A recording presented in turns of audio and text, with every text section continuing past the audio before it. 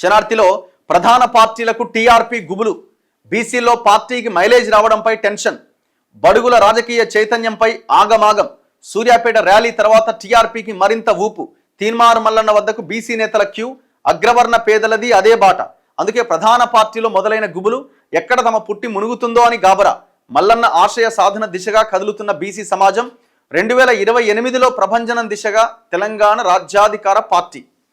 So ఇప్పటికైతే party symbol బాగుంది, party పేరు బాగుంది, ఆశయం గొప్పగా ఉంది, ఖచ్చితంగా వాదం చాలా బలపడుతున్నది, ప్రజల్లో ఒక చైతన్యం వచ్చింది, ఒకటిగా ఉన్నారు, ఒకటి అవుతున్నారు, ఒకటి అయ్యిండ్రు.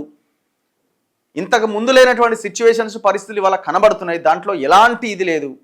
సో మరి బీసీ రాజ్యాధికార పార్టీ దాన్ని ఎంతవరకు ఎన్కాష్ చేసుకుంటుంది అన్నది వాళ్ళ పనితీరు మీద ఆధారపడబోతున్నది. మీరు ఏం చేయాలా? బీసీల యొక్క ఇష్యూస్ మీద మీరు కొట్లాడాలి. బలహీన వర్గాల ఎస్సీ ఎస్టీ బీసీలు, అగ్రవర్ణాల్లో ఉన్న పేదలు, వాళ్ళకు సంబంధించిన ఇష్యూస్ మీద కొట్లాడాలి. పెట్టుబడిదారుల మీద, ఈ కార్పొరేట్ కంపెనీల మీద యుద్ధం చేయాలి.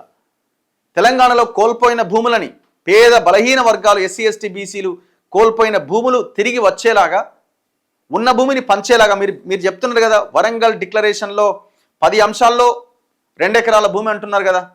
సో మీరు ఆ భూమి ఇవ్వాలంటే పోయిన భూమి తిరిగి స్వాధీనం చేసుకోవాలి.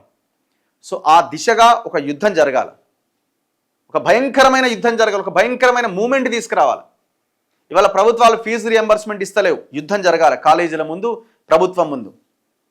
సో ఇట్లా మీరు ప్రజల కోసం ఎంత బలంగా కొట్లాడితే మీ బలం అంత భయంకరంగా పెరుగుతుంది, డౌట్ లేదు.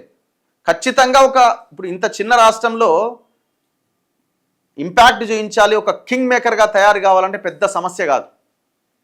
సో అది ఎట్లా సాధ్యమవుతుంది అంటే మీరు చేసే పనిని బట్టి సాధ్యమవుతుంది. ప్రజలు ఇప్పటి వరకు మీ వైపు చూస్తున్నారు, ఏమన్నా చేస్తారేమో అని. సో ఆ దిశగా మీ ప్రయత్నం జరగాలి, జరుగుతుందని ఆశిద్దాం.